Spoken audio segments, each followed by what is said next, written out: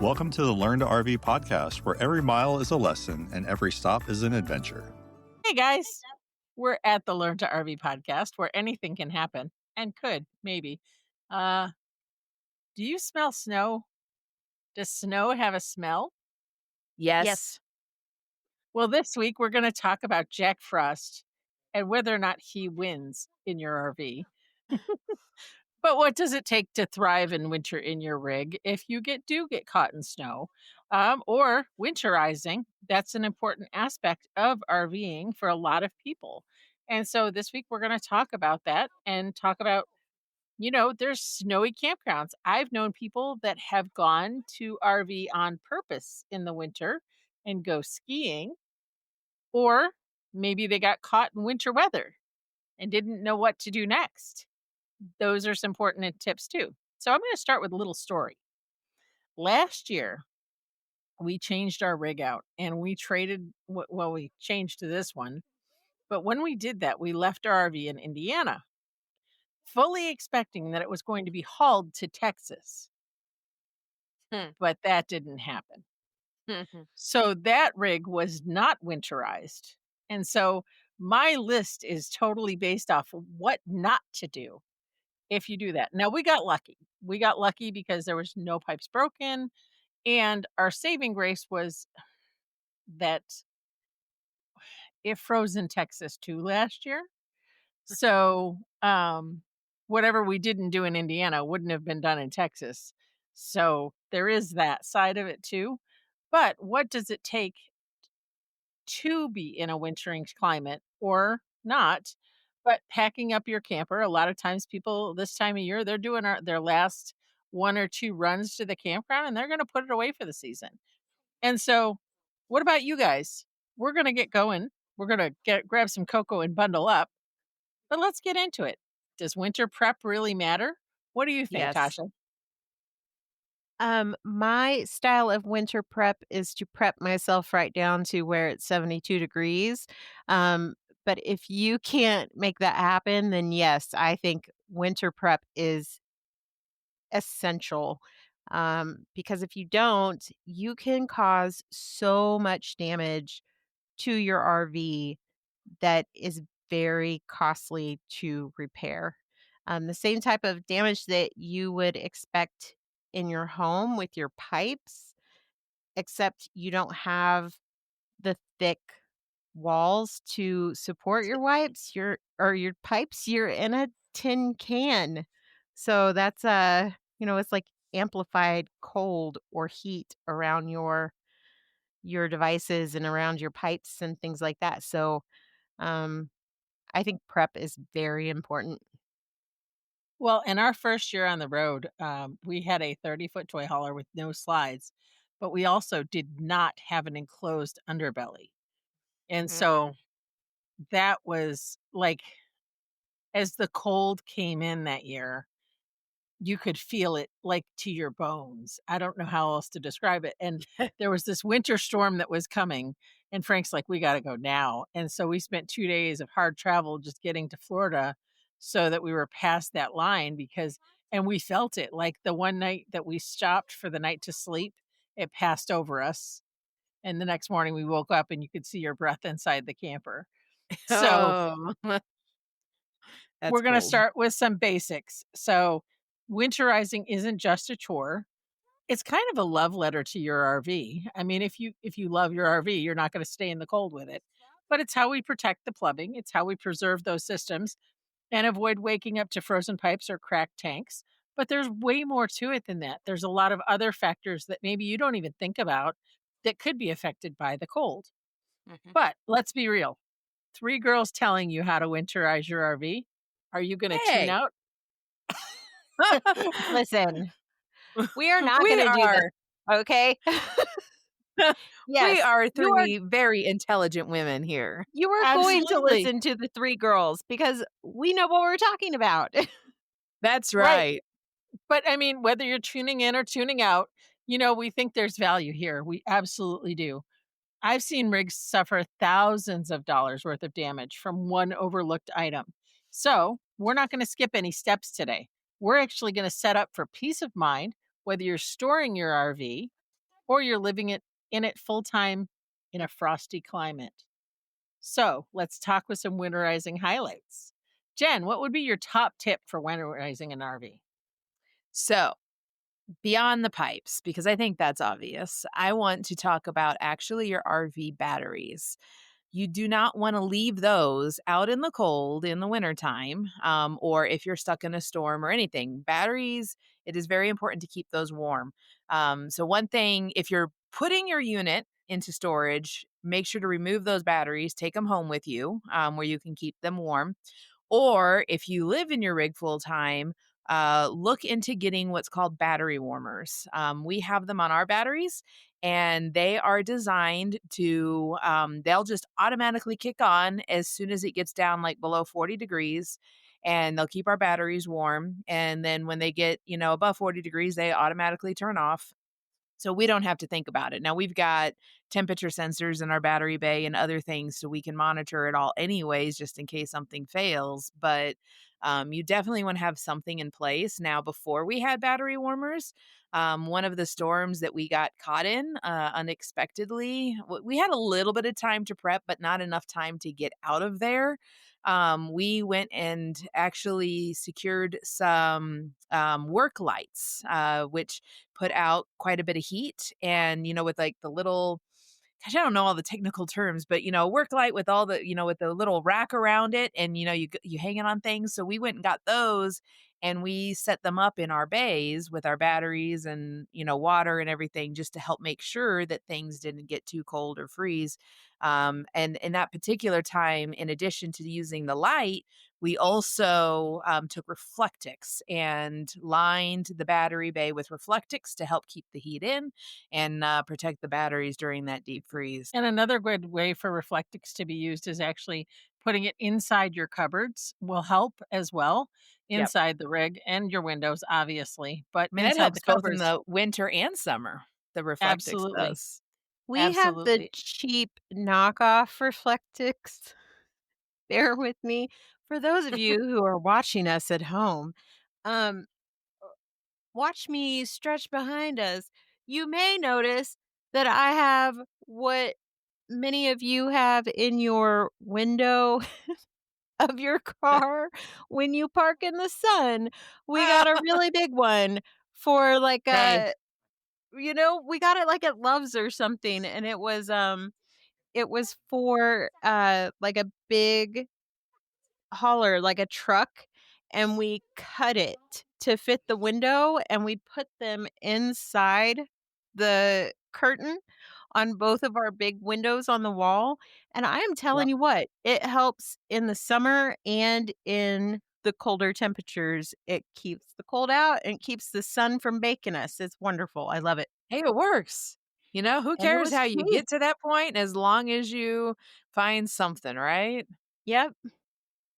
So a couple years back, we went and looked at RVs because, from time to time, it's nice to go look at the new stuff out there. And I walked in and I asked the guy that was the salesman how thick their floor was Hmm. and what their R rating was. And he said, "Oh, it's real good." But what is it? And that was what I asked. And Right. he was like, and he stomped on the floor a little harder and said, "No, no, it's real good." Uh-huh.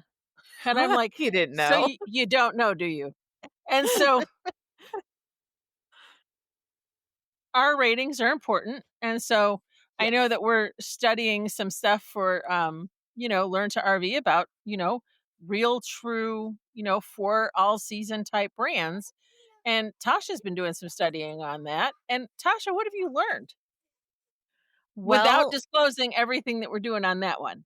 yes, I don't wanna disclose everything because I do want to encourage y'all to go check us out on Patreon.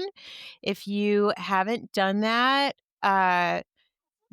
it's a great way to get some bonus content from us.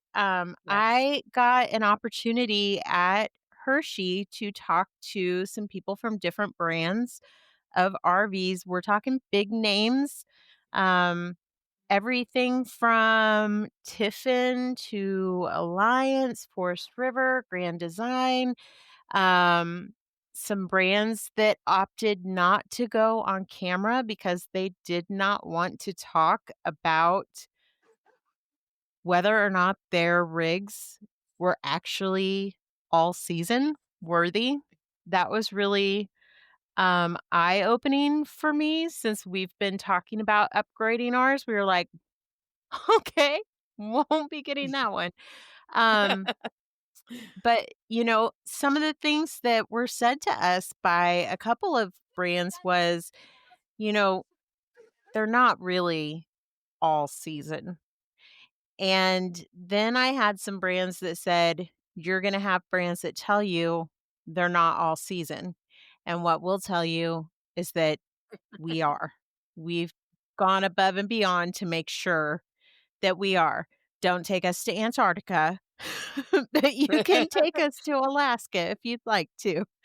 Um, Well, and there's so companies that have, like, ice fishing units. I mean, we've seen 'em yes. over the years, and they're insulated differently too, but I'm not Yep. hauling around one of those ice fishing units because 'cause they're Yeah. tiny and they don't come with slides. So Yep. What I Right. My big tip after speaking to as many people as I did, my big takeaway is do not just trust those stickers. When those stickers say Mhm. 4 season, when they say all season, when they say all weather, when they say weather tech, when they say whatever the heck it is that they say, even when the salesman says to you, "This is what this is," ask the questions. Find out No, what your that R R rating. rating is. Find out how many inches thick that wall is. Find out what they've put in the ceiling, what they've put in the floor. Have they put anything in the ceiling or the floor? Because Mhm. some of them haven't. Um, Ask those questions because those stickers don't mean anything. It No. is just marketing language that they've put up to make it sell. And And there's the no other thing, there's nothing that no it's legal standard. nope, there is no legal standard, just like there is no legal standard that says, like, what is organic or what is range free whenever you're looking at food, okay?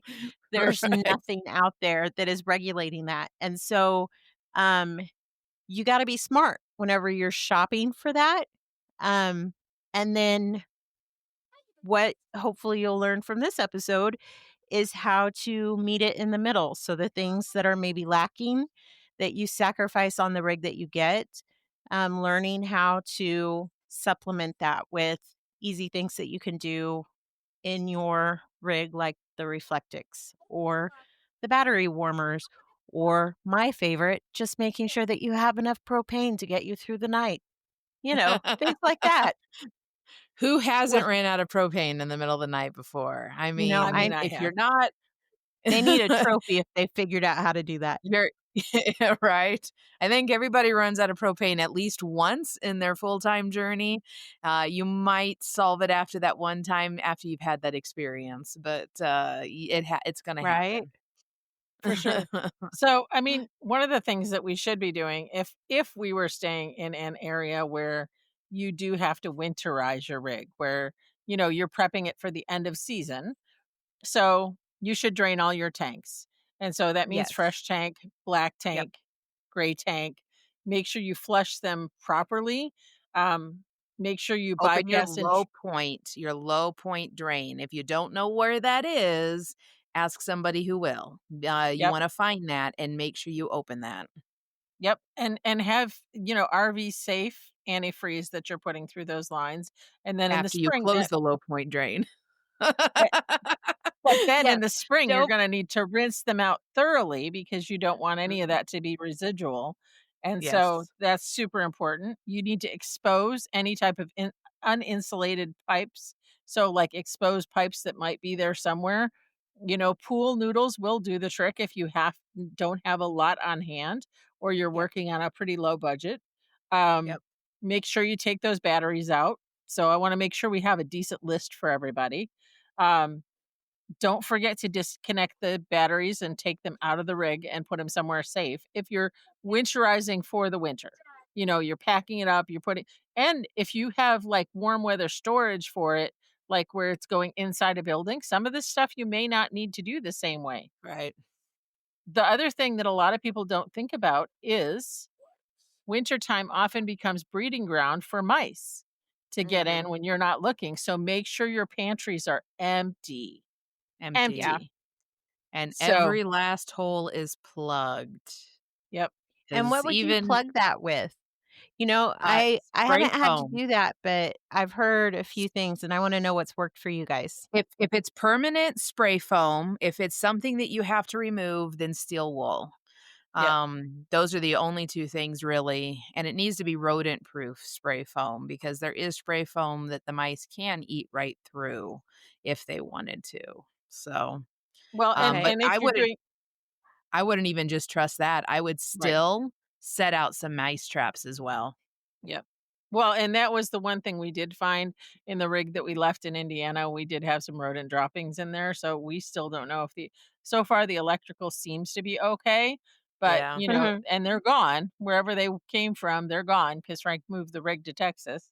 And Yeah. so the other thing is if the rig is staying in your yard, a lot of people add some kind of skirting in the wintertime to help Yeah. protect the pipes. And so we've seen several But that different kinds of attracts the skirting. mice even more. Well, and a lot of people don't do it safely. A lot of people will do, like, straw bales, which Yeah. I Mm, don't recommend those at all. We right. Yep. actually saw in Hershey, we saw not just skirting, but they had, these items that, like, blew up. They were They were called so Yeah. cool. yep. Oh, what were they I have called? I'll have to look it up. I've heard them. Yeah. I might But We'll have the tag that card in our show sitting next notes. to me. We'll tag Oh, it in our show notes. yep. Yes. So, I mean, like, there's some really neat things out there that you can use that are different. Um, but we'll put a full printable checklist of those things that in the show notes too. But the thing is, what if you're living through winter in an RV? And so I've known Can I people that have ask a gone skiing question? for a whole season. Yeah. Before we get to living in it, what are your guys' opinions on covering your RV if you are in a situation where you don't have a garage or a unit that you can store it in? I've heard mixed messages, not so much on covering it with an RV sized cover so that it kind of protects it from the sun, um, because the sun is still crazy in the winter, but specifically tires. I've heard so Mhm. much back and forth on if wheel tire covers are worth their weight in gold. What do you guys think? So this one's dual purpose for me. I mean, I'll talk about the roof covers especially because they're hit or miss. So it's hard. Um Covering your RV with even a mid-grade cover can cause more damage sometimes than is good, because the covers will rub. And I've actually seen the sides of roofs actually get their TPO roof worn away and have holes in the Oh, springtime because of it. Or the sealant gets damaged while in the wintertime underneath the cover. But the other thing is they can actually grow mold. So you need a good breathable cover if you're going to cover your unit.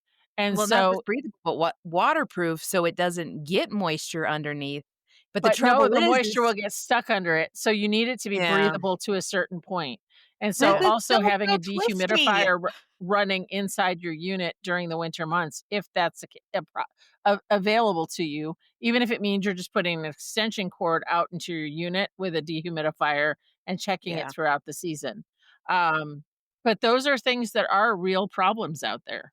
So Yeah. And the other trouble with a cover is now you can't get into your unit if you wanted to check on it, if you wanted to right, go Yeah. and but inspect for mice or something.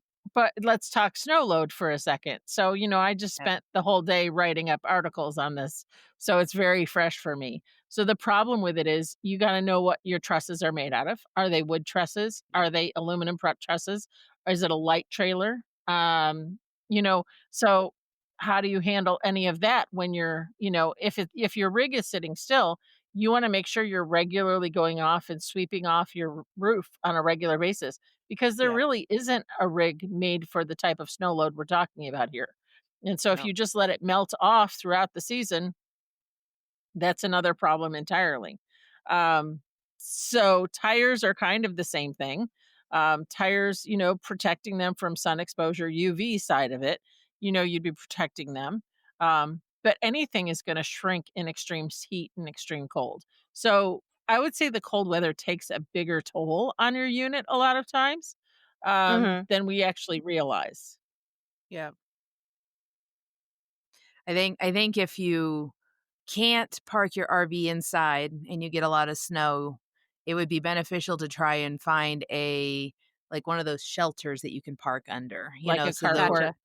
like a carport type idea, so at least the snow load and stuff is not correct. on your RV, and it's protecting it a little bit better that regard because yeah, the snow and definitely put your slides in. Do not, Oh, if you're yeah. going to get Yeah. a lot of snow, you want those slides in if you're not living in it. If you're living in it, then you just better get your butt up on that roof every day and wipe off the snow multiple Well, times a day. I mean, that's what my husband does if we get stuck in a snowstorm. So, yeah. And I mean that again, you have to be smart about it. So you want to go out in the midpoint of the day where it's the warmest. You want to yep. use soft brushes so that you're not doing any harm to your roof while you're up there. You don't Mhm. want big heavy boots, but you also don't want to slip. So you need to be mindful of everything that you're doing in that type of environment.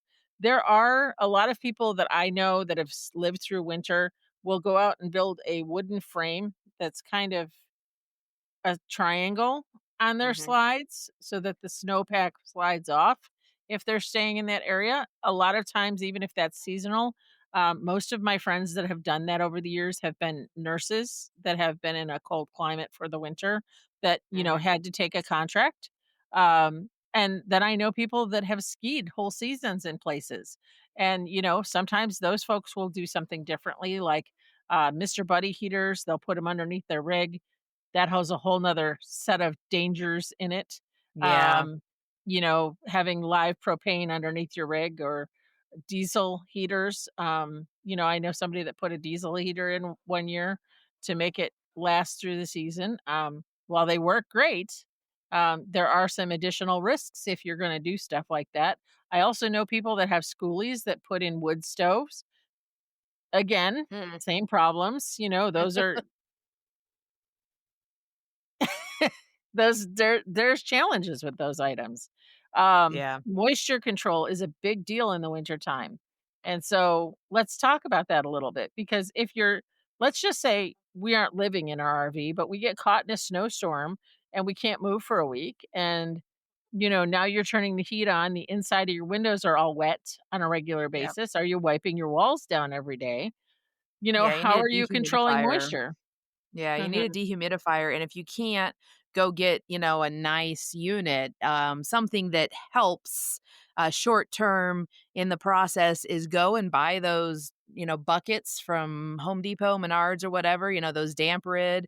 Just get Yeah. several of those and set them out throughout your RV because it will at least help, and then you don't have to worry about, the big units or whatever, so that's a short-term solution. Well, and it's also a good solution if you're storing it for the winter to have those in there in every room Yeah. and then check them occasionally if you can.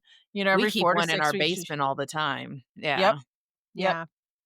Well, and if you're getting a dehumidifier, I would recommend that you look at the specs on the dehumidifier for what the ratio is for, like, how much space it actually covers. We have Yeah. 2 pretty I don't wanna say high dollar, but they're pretty high dollar, but we got them, like, on sale. So we got them for a really good deal. Um, but I was thinking, "Okay, these are gonna cover, like, huge amounts of space.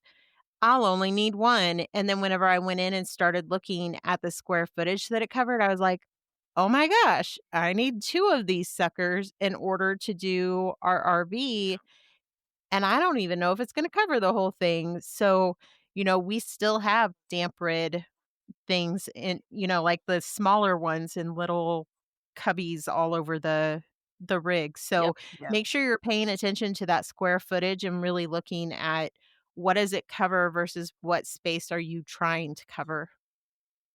Yep.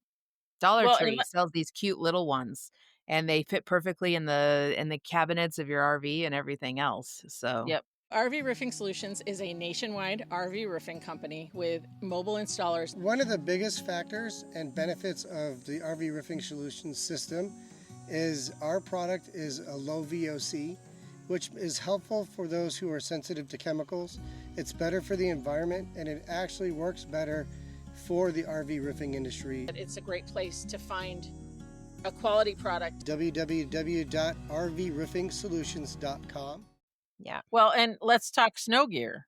You know, if you're in, I mean, I travel with 5 people in the rig. That's heavy coats and heavy jackets. You know, I usually have a couple sweaters like this and I layer them. I yep. don't have a lot of snow gear. But you know, if you need, I remember Jen and I were both at the same place at the same time during Snowmageddon one year. And Yep. so we were in Texas. And when that happened, nobody was prepared for it because it's Texas. It doesn't snow in Right. Texas. And my daughter-in-law has lived in that area for her whole life and never saw snow like that year. So Wow. my older kids were at their house when it hit, and we told them the night before, "Hey, just I know you don't have clothes, but they have a washing machine. You know, borrow somebody's sweatpants and wash your clothes because we're not coming to get you once this starts." But the reality is very simple. Even Texas wasn't ready for what happened in Texas that year. Right. And No. so I saw RVers like letting their kids go out at 8 degrees and we had no power in the RV park. Now we had a generator and we had heat, but it was, you know, we didn't know how long we needed to make the propane last. The high That of the was day was 8 my degrees. kids that went out in in that temperature. The first thing they wanted to do was go out. I have pictures of them making angels, snow angels, and building snowmen and having a snowball fight with Angelica, you know? And see, But, I'm the mean mom going, "No, you're not going outside in that," because I lived in upstate New York growing up, and so I know mhm. once it gets that cold at 8 degrees during the day, nighttime highs are very, very cold. And so Yeah. I was Right. like, "No, you can't get chilled like that." And so there were kids out there and, like, they were putting, like, grocery store bags on their feet to protect themselves from getting wet. Were your kids those kids too? No. No, they layered up really good. We usually have at least one pair of waterproof boots, per person, but that's also because, you know, when we're work camping and stuff, we usually need some good boots like that for different reasons. So the Well, boots are yeah, because 'cause covered you're in and then where? they South layer up. Dakota? And South Yeah. Dakota could snow in the middle of summer. It's No, not here. That was Idaho. We spent 3 years in Idaho, and there it snowed every month of the year just about, you know? Yep, But, not here. Here we had 100-degree days this summer, so, but yeah, I mean, they layered up and, you know, we also have, we'll do, for the kids, they got those 3-in-1 jackets. So, yep, you know, they got their light jacket, the inner layer, they can put them together for a thicker jacket. They can do that with their sweatshirts. You know, my husband and I, we've got those feather, you know, poofy jackets that fold up really small, you know, into nothing, but keep you really warm if you want to. So, you know, we try to do things like that on top of, you know, the layers, like Jen was saying too. You know, I have some crazy pictures of me wearing like 12 layers of clothes sometimes just to stay warm. But yep. you do what you got to do because it's not our primary place to stay. So, Mhm. But when you do have a big storm coming in, there is some things you should be planning for, like extra propane, emergency food. Don't wait till the storm hits. yeah. Um, and snow Especially when gear. you're in a place like Texas, because you don't wanna be driving on the road with people that have absolutely no idea how to drive in snow. Because they Right. don't use salt, they use sand. Yes. Like, so the grit Yeah. isn't really Yeah. gritty even when it's icy. It just you slide on extra sand. Um, my preferred method is much like Tasha's. It's the Southern escape route. That is usually my plan when it's gonna get cold. So, you know, and I mean, we did Yellowstone where we got there on May 8th and it wasn't supposed to be snowy. And, Oh, you no. know, by the next morning there was a foot and a half of snow on the ground. But on Yeah. that side of it, you know, my son had to chip through an ice wall that was 12 feet high. And I said to him, I said, "Why don't you just take your dad's heat gun?" He goes, "They're paying me by the hour." I might kill dad's heat gun. So, That's a silver lining. um, I like it. but the other side of it is, there's nothing like waking up to a cracked skylight Oh, because there yeah. was Mm, snow up yeah, there. that's And it horrible. didn't handle the cold well, or realizing your sewer hose is frozen. Put them Have you ever had away if that it's gonna happen? freeze.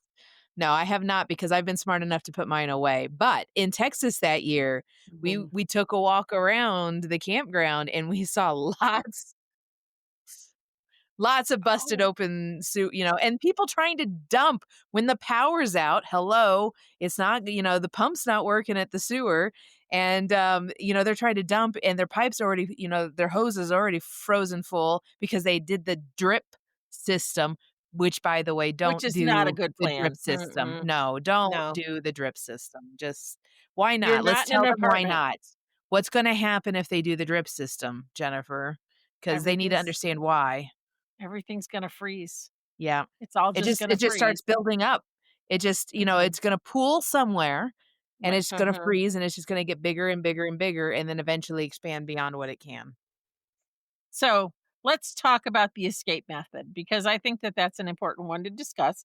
I Yep. have never personally on purpose stayed somewhere in my Yep. RV, but I know people that have. But if you're planning a southern migration, there are a few tips I'd like to share. So, plan early. A lot of RV parks in southern areas fill up Yes. fast, and Yep. it's not cost effective always to go south. A lot of those No. parks cost more money, require deposits. Some of Yep. them I book a year in advance. Yep. Um, Check for long-term stay discounts is another good one. If you're not looking like at Thousand Trails, and even if you're looking at Thousand Trails, you have to plan ahead for that. And I will not share my tips and tricks for Thousand Trails on the podcast. So if you want to know those, you got to be around a campfire with me because I still want a place to park. Um, Yeah, Right? Make sure your rig exactly. is ready before you roll. And so, especially if Mhm. you're running out of cold areas, you want to make sure that your rig is prepared to leave. Um, Yep. and we traveled with a heated water hose for many years because we were in and out of areas that was necessary to Mhm. have one.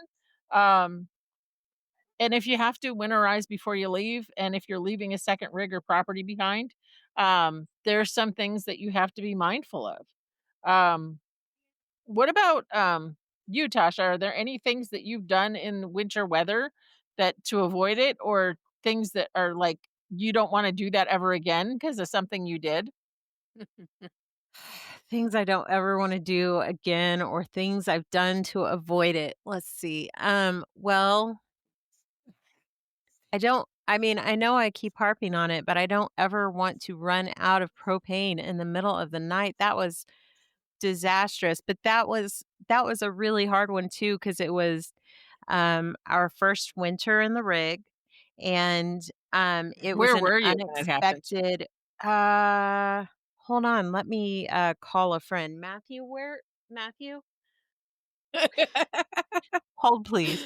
Where were we when we ran out of propane in the middle of the night? Were we in Arkansas?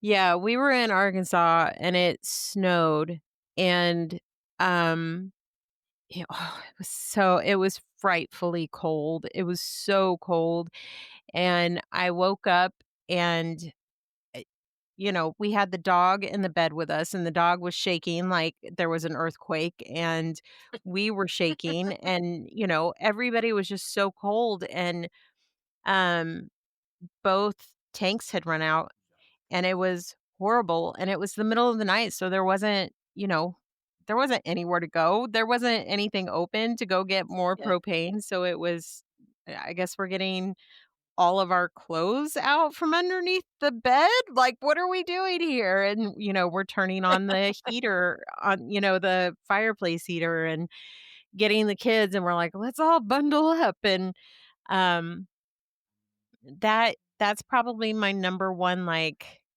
I will always if we ever find out that we will be getting any sort of, like, a pinch of a view of cold, my first thing will be, "How much propane do we have?" in the tanks. Like, that will not ever happen to us again. Well, and Um, my pro tips is to actually have a couple, electric blankets on board. No, we don't use yep, them often, but the reality is if you put them under your sheet, they can make the bed so much warmer and just put them on yeah, low as you're going to bed at night. And mm, so that really helps if you're in a colder climate. My 23-year-old swore by doing it that way, because it just helped keep him warm. Um, and well, it's you don't need it every night, but it's nice to have on the nights that does get that yeah. chilly. It's also good to have some sort of a backup generator or power source that doesn't require plugging Yeah. in, because sometimes in those areas, like in Arkansas, when that freeze sets in, it is oftentimes because they don't put their lines underground, the lines freeze, and then you're out of power Yep. and you're out of propane. And Mhm. so you don't have anything to run your, I mean, you've got what's on your Your battery, backup. and, you know, and so it's Yeah. like, I hope you have a really good generator because you need heat. Um, so that's another thing that we always have with us is our generator, just in case something happens where we are. Well, and that's important in campgrounds, especially where there's a widespread power outage, anything Yes. like that where you need that. Yeah. There's another idea too is, if you're in an area like that, be mindful of your washing machine or ice maker if you have those, Oh, yeah. especially if they're on your refrigerator. They're things that maybe you wouldn't think about, that you would either need to winterize or protect yourself or turn them off during those events. Yep, Yeah. yep. And And I so, I think mean, what if you I know that this is like go ahead. so off course, but I we've had so many conversations, especially at Hershey, when we were talking about the straw bales underneath for to try and keep things warm and things like that. And then those sad horror stories of people trying to keep it warm then by putting space heaters under and the fire starting and things like that. And I know that it can't stop all of that, but I do just want to mention, Jennifer, the system that you have for helping with fires, because there are a lot of fires that can start during those months when you're running things at full power to try and keep things warm in your RV. Mhm. Having a backup system like the Protang, making sure that you've got all of your fire extinguishers checked, that they're all in good health, if that's the word you want to use, that you Yep, know where everything's at, so that if anything happens while you're trying to stay warm, you're you're ready to take care Prepared. of your family. Yep. right, 100%. And so, I mean, we love our pro tank system, and the price is going to vary based on what your needs are for your RV. And they have to be fully installed because they have to be put in right. And so they're Right. not just a DIY system. But we have a pro tank item. They're like little capsules at every place where there's a point where there's a danger point. And so, Yeah. I mean, it's great to have those. We've removed our propane oven, so we didn't need one there. So our price point for ours was way different than someone that has a lot of things. Or if you have a diesel engine or an engine at all, if you have a class A, they're going to be exponentially more expensive because you want the fire to stop before it ever goes anywhere. And they are Yep. known to go out in under 7 seconds. So Yeah. chances are there'll be damage. They did save us last year, not in the cold, but our air conditioner caught on, or the air conditioner caught on fire, and it Oh. stopped immediately. It stopped it from going any further, and Hmm. so So um, is it installed up there in your air conditioner too? Is there one up there? yeah, there was, yeah. So Okay. there's well, it was right at my whatchamacallit, the thing that goes on it that I'm real Yeah. technical right now. Yep. Um, That's The okay. but vent. no, there's actually like a Do soft start up not there, make that and the it Soft was the start. soft screensaver. I start. just made a face. I know what's But, gonna happen. That's the face that's gonna get stopped on. Don't make I that the can't face. help. I can't help what it chooses. Mhm, it's not choosing um, anything. I know how this is. We prefer skipping antifreeze when we get into situations like that, and I don't know about Yeah, your family, but there are us some too. things that you can do where you can use an air compressor and set it for 40 Mhm. pounds and blow the lines out, and that's what we did, when we were up in Yellowstone. That's what they do for all their cabins, and so the water is then driven out by air, and so you still can have a fairly waterless system, Yep. um, and make sure that your black and gray tanks are dumped in those situation. Um, it's a great time to get a tank cleaning wand and clean out the tanks at the end of the season, and make sure everything's good. Or if you have somebody in your area that cleans tanks locally, you can reach out to them. Um, Double check your kitchen. I'm going to go back to that because no matter what time of year it is, if you've got food up there, crumbs can bring in the most nefarious little critters. That's just it. Um, You're probably gonna have crumbs under your couch or something. So, yep. I mean, get all the food out there, but that's why I always say still try to plug the holes and still try to put out some traps anyways, because Well, inevitably you're not gonna get everything. and leave the doors open because critters are less likely to come in and stay if they're Yep. visible and seen. And Yep. so, and you might want to even unscrew some of the interior light bulbs, just for safety. Um, Check your sealant in the fall time. Don't wait until it's too late until it'll cure improperly. You do need, and most companies, you have to have a certain temperature for it to cure properly. And so Yeah. those are super important. We kind of did cover RV covered storage. Um, and there's places in Arizona where, you can have covered storage because of the sun. It's also helpful to know when and where those are. Mhm. Um, if you do find yourself in a cold location, removing the snow is a super important part of this. And so it's not terribly difficult, but it can be kind of dangerous depending on what's up there. If it's powdery, it's easy compared to if it's sleeting. And so you just want to be mindful of all of that. But what about insulating? We talked about Reflectix. Are there any other insulation tips that you guys would have that, people can maybe try if they're stuck in a cold area for extended period of time?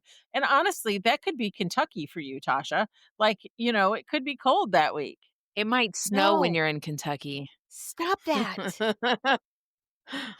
What are you I mean, doing? winter is coming early this year, Oh, in case you haven't noticed.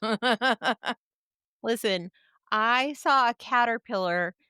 I'm gonna give you this footage. I recorded it, and it's one of those orange and black ones that, like, the Is old it wives' orange and tale is black? supposed to. They're orange and black, and I can't. They're like woolly worm things. And even in Kentucky, Oh, the while we're woolly there, worms. there's a whole like festival about them because they're For woolly supposed to tell worm, you like how cold the how bad winter's the gonna winter be. is gonna be. There was Yeah. way more orangey brown than there was dark black, so this is gonna be a very mild winter. The caterpillar told me so. I'll put the Oh footage up no. for all of our Patreon, friends so that they can enjoy I think that The caterpillar's caterpillar. more reliable than the groundhog. That's how I feel about it. Oh, Um, boy.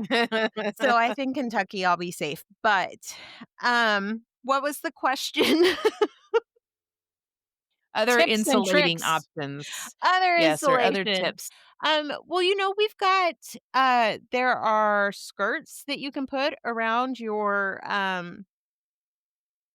RV to try and keep the wind out from underneath.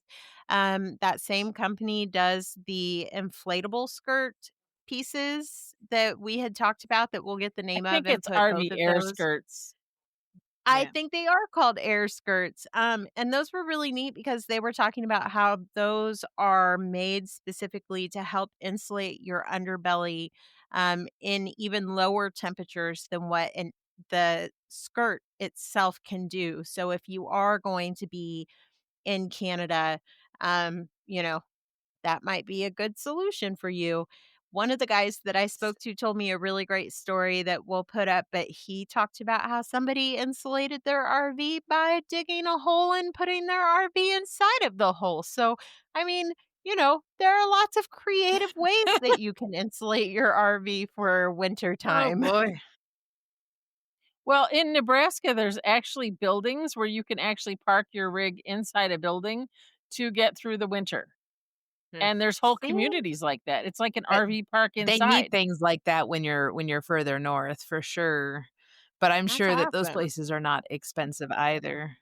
Another Oh, idea is, certainly not. so my father actually wrote about this in a blog recently, which we can tag in our show notes, but, they got Yes. stuck in Wisconsin for a few weeks and, below 0 temperatures, and they wanted to come up with a solution to insulate their RV, short term, and so what they did is they went to the hardware store, like, Home Depot or whatever, and got that, inch and a half pink insulation, hard foam or whatever, and they Mhm. put it up on the ends of their slides, which helped a lot as well. I mean, you're basically just making your walls thicker, but it made a huge difference for them, and Yeah. then you just strap them to the slide or whatever. So, Yeah, Yeah, that's and not a bad speaking of idea either. slides, I I mean, we've talked about it a little bit, but, like, obviously, you don't want your camper to be out of whack and unlevel, but if it is a situation where you can bring slides in during super cold temperatures, that is going to help mhm, limit the cold air that's getting as in well. to your RV. So if you're in a situation where maybe it's an emergency temperature kind of situation, that is a way to lower um that amount of cold air that's getting in and the amount of heat that is releasing from inside the RV. Yeah, for Well, and sure. if you're feeling a draft at those areas, you know, you might want to check your slide seals. Yep. Slide Yes. seals don't last forever. So there's a lot of reasons that that can happen. So again, temperature is going to be a factor. If you have to replace your slide seals and it's sub-zero weather, guess No, what? you You're can't. probably not going to do it because No. the Yeah. glue's not going to hold. But at the same time, you need to know if you can do that earlier in the season, that should be kind of in that fall maintenance checklist. And Will. so Mhm. checking those slide seals. Also, if your slides are not fully extended, they are not sealed. So Mhm. they either have to Yes. be fully shut or fully extended because I've known a lot of people over the years that have called us up for RV roofing solutions and said, "Hey, my slide leaked. I stayed at Cracker Barrel last night and I put it out 3 inches." And I'm like, "Well, right, it leaked because it wasn't sealed." And so but people don't know what they don't know. And so we're Right. here No. to just help you find these answers out. And so a lot of people might think that, they're fully sealed anytime. They're not. They have to be fully extended or fully shut in order for them to Yeah. properly be sealed. So, I mean, there's lots of tips and tricks. I'm going to go south for the winter, but that doesn't mean I'm not going to catch some cold weather before then. And Right. so it's important to know how to manage it, and even Florida or Arizona or Southern California can go down in the 20s in the winter. So some of the Yep. tips and Yep. tricks that we've shared today Absolutely. are things that you might need, even Yep. if you're staying in a warmer climate in the winter. So whether you're bundling up or you're just out there chasing the sun, winter RV can be a season of an intention. And so, maybe you're an avid skier and you want to go ski the slopes in Aspen for a whole season. There are places you can do that. Does it take some extra work? 100%. But it's about preparing and adapting and finding those quiet moments to do that. Hot cocoa by the heater, I prefer that at the poolside in Florida, but, you know, frosty morning walks might be your jam, or holiday lights strung across your awning with the snow to go with it. I'm gonna go to Celebration and experience the snow that feels a lot like soap. Yeah. Yes. But The but if Florida you've got snow. yeah, a Florida snow. Yes. But if you've got winter tips or favorite destinations or stories from the road, we'd love to hear them. So drop them in the comments at the Learn to RV podcast site. Make sure you tell us all about them. We would love to be able to feature those stories, even if they're a little less than thrilling for you. The best stories come from the craziest adventures. So we're here for all of it. Thanks for joining us today from the Learn to RV team. Stay safe, travel warm, but remember, Jack Frost doesn't stand a chance when you're in an RV if you know what you're doing. Thanks for riding along with us today. Until next time, keep the wheels turning.